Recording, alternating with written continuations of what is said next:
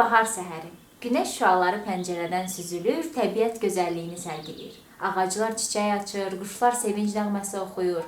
Amma sən bu gözəlliyi doyunca hiss edə bilmirsən. Birdən-birə gözlərin dolur, burnun axır, nəfəs alman çətinləşir və boğazında qəribə bir qaşıntı hiss edirsən. Elə bil görünməz bir düşmən səninlə oyun oynayır. Bu düşmənin adı allergiyadır. Bəs nə üçün bəziləri çiçəklərin qoxusunu rahatlıqla içlərinə çəkir, digərləri isə göz yaşları içində qalır? Niyə bədənimiz bəzi maddələrə qarşı mübarizə aparır və onları təhlükə mənbəyi kimi görür? Bu videoda allergiyanın sirli dünyasına səyahət edəcəksən. Onun gizli səbəblərini araşdıracaq, bədənimizi qorumağın yollarını öyrənəcək və bu görünməz düşməni daha yaxından tanıyacaqsan. Allergiya termini ilk dəfə 1906-cı ildə Avstriyalı pediatr Clemens von Pöck tərəfindən istifadə edilib. O, bəzi uşaqlarda müəyyən maddələrə qarşı fərqli immun reaksiyalar müşahidə etdikdən sonra bu anlayışı tibbi terminologiyaya daxil edib. Sözün mənşəyinə gəldikdə isə allergiya Yunan dilindən götürülür. O, allos başqa fərqli və ergon təsir fəaliyyət sözlərinin birləşməsindən yaranır. Bu da allergiyanın mahiyyətini, yəni orqanizmin bəzi maddələrə qarşı qeyri-adi və fərqli reaksiya göstərməsini ifadə edir. Tarixi mənbələrdə allergiyaya bənzər hallar qədim dövrlərdə də qeyd olunub. Məsələn, Misir fironu Menesin eradan əvvəl 3000-ci illərdə arı sancmasından öldüyü güman edilir ki, bu da anafilaktik şoka bənzədilir. Qədim Roma və Yunan həkimləri də bəzi insanlarda müəyyən qidalara və ya çiçək tozuna qarşı fərqli reaksiyalar olduğunu yazıblar. Lakin elmi şəkildə allergiyanın öyrənilməsi və təsnifatı yalnız 19-cu və 20-ci əsrlərdə mümkün olub.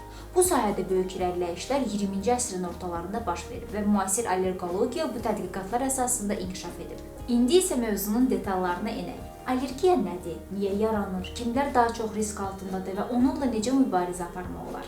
Hamısını ətraflı izah edəcəyik.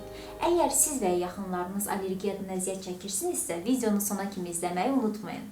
Hərdən burnumuz axır, gözlərimiz sulanır, hətta bəzən nəfəs almaqda çətinlik çəkirik və özümüzə sual veririk ki, görəsən soyuqlamışam? Amma bir həkim müayinəsi ilə məlum olur ki, gününü zəhərə çevirən bu xəstəliyin adı allergiyadır. Allergiyanın növləri də çoxdur. Məsələn, yəqin bilirsən ki, bahar və yay ayları gələndə çox adam tozcuq allergiyasından əziyyət çəkir. Burun axıntısı, asqırıq, göz qaşınması, hətta nəfəs darlığı kimi simptomlar özünü göstərir. Bu allergiya xüsusilə açıq havada çox vaxt keçirənlər üçün çətinlik yaradır.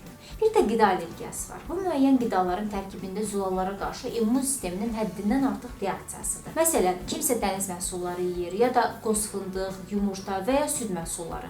Birdən-birə bədəni qəribə reaksiya göstərməyə başlayır. Qızarma, qaşınma, hətta boğulma hissi yaranır. Dəri allergiyası da ayrı bir dərddir. Kontakt dermatit, ekzema kimi növləri var.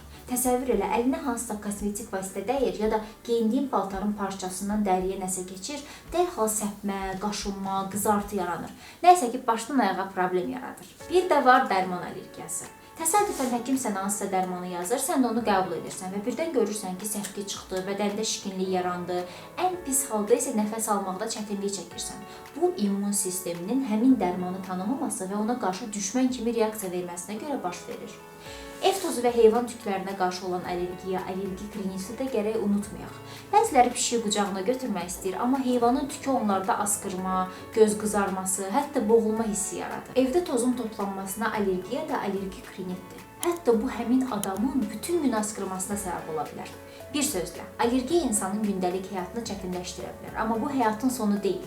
Bəzən balaca bir gigiyena qaydalarına riayət etməklə ya da müəyyən qidalardan uzaq durmaqla özünü çox rahat hiss edə bilərsən. Bahar gəldi, mənim üçün kabus başladı deyən insanlar da çoxdur. Amma indi müasir tibbdə o qədər gözəl müalicə üsulları, dərmanlar var ki, əgər allergiyanı tanıyırsansa, onun öhdəsindən gələ bilirsən. Bəs niyə bəzi insanlar allergiyaya daha çox meyilli olurlar? Bax, bunun bir neçə əsas səbəbi var. Birinci, genetik faktorlar. Təsəvvür elə, əgər sənin valideynlərindən biri və ya hər ikisi allergikdirsə, onda səndə də bu ehtimal artır. Yəni, immun sistemindəki həssaslıq kodu sanki ata-anadan övladına miras qalır. İkincisi, ətraf mühit. Çirkli hava, kimyəvi maddələrlə dolu mühitdə yaşamaq və həddindən artıq təmizlik maniyası belə immun sistemimizin yolunu azdıra bilər. Məsələn, bəzi alimlər deyirlər ki, çox steril mühitdə böyüyən uşaqların bədəni daha həssas olur. Çünki immun sistemi real təhdid görmədiyinə görə adi zərərsiz maddələrə qarşı da hücum rejiminə keçə bilər. Sən bir düşün, uşaqlığımızda bəlkə də hərdən palçıqda oynamaq, azmaz mikroblarla təmas etmək bədənimizə təlim keçməsinə kömək edirdi. Üçüncüsü, həyat tərzi və qidalanma. Fast food, emal olunmuş qidalar, vitamin çatışmazlığı immun sistemimizi zəiflədə, onu balanssız vəziyyətə sala bilər. Axı düzgün qidalanma orqanizmin əsas dayağıdır. Bu dayaq sarsılıbsa allergiyaya da qapı açılır. İndi isə gəl simptomlardan danışaq. Allergiyanın simptomları allergendən asılı olaraq dəyişir. Səndə də ola bilər ki, dozcuğa qarşı allergiya zamanı burnun tutulub askırmağa başlayasan, gözlərin qızarıb qaşınsın. Kimsə də var ki, dərisində səpkilər, qızartılar yaranır. Dəri elə hissiyatlıdır ki, bir anda qaşınma da başlaya bilər. Bəzən nəfəs darlığı, öskürək tutmalarına da səbəb olur. Bu artıq çox narahat edici vəziyyətdir. Və ya mədə-bağırsaqla əlaqəli problemlər, ürək bulanma, ishal da allergiya simptomu ola bilər. Ən təhlükəli hal isə anafilaktik şokdur. Bu allergik reaksiyanın ən kəskin formasıdır və müdaxilə olunmazsa həyati təhlükə yarada bilər. Ona görə allergiyası olanlar və ya özündə belə bir riskdən şübhələnənlər gərək ən balaca işarələri belə ciddi qəbul etsinlər.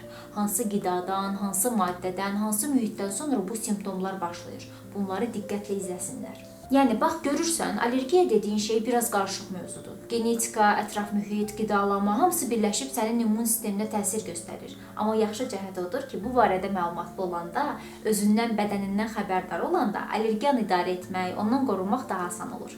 Əgər allergiyan olduğundan şübhələnirsənsə, ən vacib addım həkimə müraciət etməkdir. Çünki allergiyanın diaqnozu dəqiq qoyulmayınca, sən də dəqiq bilməzsən ki, nədən, necə qorunasan. Müayinə zamanı ilk öncə həkim sual-cavab aparır. Sənin gündəlik həyat tərzini, hansı qidaları yediyini, hansı mühitdə çox olduğun kimi detalları soruşur. Sonra isə diaqnostika üsullarından istifadə edilir. Daha əvvəl dəri testləri haqqında eşitmişdin, onu bəzən prick testi adlandırırlar. Həkim və ya tibb bacısı kiçik miqdarda müxtəlif allergenləri dərinin üzərinə vurur və hətta çox incə bir iynə ucu ilə dərini azacıq cızır. Sonra həmin yerdə qızartı, şişkinlik və ya qaşıma olub-olmadığına baxırlar. Əgər səthi reaksiya yaranırsa, deməli sənin immun sisteminin o maddəyə qarşı düşmənçiliyi var. Bu test həm praktik, həm də tez nəticə verən üsuldur. Qan analizləri də geniş yayılıb. Məsələn, həkim səndən qan götürür və laboratoriyada immunoglobin Y adlı göstəriciyə baxır. Çünki allergik reaksiya zamanı onun səviyyəsi yüksəlir. Bu xüsusilə dəridə test aparmağın çətin olduğu vəziyyətlərdə, məsələn, ağır dəri xəstəliklərində çox faydalıdır. Həm də bu vasitə ilə geniş diapazonda allergen növlərini yoxlamaq mümkün olur. Eliminasiya pəhrizi isə qida allergiyasından şübhələndiyin anda çox vacibdir. Təsəvvür elə, sən şübhəli qidaları rasionundan çıxarırsan, bədəninin reaksiyasını müşahidə edirsən. Məsələn, əgər yumurtadan və ya süd məhsullarından sonra səni narahat edən simptomları olsa, bir müddət həmin qidanı menyudan çıxarırsan. Vəziyyətin düzələn kimi yenidən əvvəlki rejimə qayıdırsan. Bununla da təsdiqləyirsən ki, bəli, problem məhz ondaymış. Biraz zəhmət tələb etsə də, bəzən ən doğru diaqnozu bu cür özünə təcrübə apararaq öyrənmək olur. Allergiyanın müalicəsi çox zaman fərdiləşdirilmiş yanaşma tələb edir. Yəni, səninlə mənim allergiyamız tamamilə fərqli ola bilər. Həkimlər hər bir xəstəyə uyğun plan tərtib edirlər. Amma ümumi prinsiplər də var ki, hamıya tanış olmalıdır. Birinci addım ən təsirli metod sayılır. Allergenlərdən uzaq durmaq. Məsələn, sən bilirsən ki, pişik tükünə qarşı çox həssassan. Elə isə çalış pişiklə aşırı təmasda olma. Evdə heyvan saxlayırsansa, təmizliyə xüsusi diqqət et. Yaxud, toz və ya tozcuğa qarşı allergiyan varsa, otağını havalandır, mütəmadi təmizlik yapar, pəncərələrə incə filtrli torlar tax. Belə kiçik addımlar bəzən həyat keyfiyyətini xeyli yüksəldir. İkinci böyük qrup isə dərmanlardır. Məsələn, antihistaminlər var ki, qaşınma, askırma, burun axması kimi simptomları yüngülləşdirir. Dokungestanlar burun tıxanıqlığını götürür. Amma onları uzun müddət istifadə etmək bəzən məsləhət deyil. Çünki orqanizm alışa bilər. Kortikosteroidlər var, onlar iltihabı azaldır. Dəridə və ya burun spreyi formasında istifadə olunur. Ciddi hallarda inhalatorlardan kömək kimi yararlanırlar. Leukotrient reseptor antagonistləri isə xüsusilə astma əlamətləri ilə müşahidə olunan allergiyalarda faydalıdır. Üçüncüsü immunoterapiya. Bax, bu çox maraqlıdır. Bəzən həkim az miqdarda allergeni sənin orqanizminə tədricən tətbiq edərək bədənin allergenə qarşı həssaslığını azaltmağa çalışır. Bu metodu adətən xroniki allergik hallarda, digər dərmanların kifayət qədər effekt göstərmədiyi vəziyyətlərdə tövsiyə edirlər. Sanki immun sisteminə bax, bu maddə sənin düşmənin deyil deyə öyrədilməsidir. Dördüncü isə qəfil və şiddətli reaksiyalar, yəni anafilaktik şok zamanı görülən tədbirlərdir. O halda təcili adrenalin, yəni epinefrin inyeksiyası həyati əhəmiyyət daşıyır. Gərək dərhal təcili yardım çağırılsın və xəstə xəstəxanaya aparılsın. Bu ən ağır allergik fəsaddır. Eyni zamanda həyatı ciddi təhlükəyə alır. Bir də hər kəsin allergik vəziyyəti fərqli ola bilər deyə həkim məsləhəti olmadan öz-özünə müalicə edəcəm fikri yanlış və çox risklidir.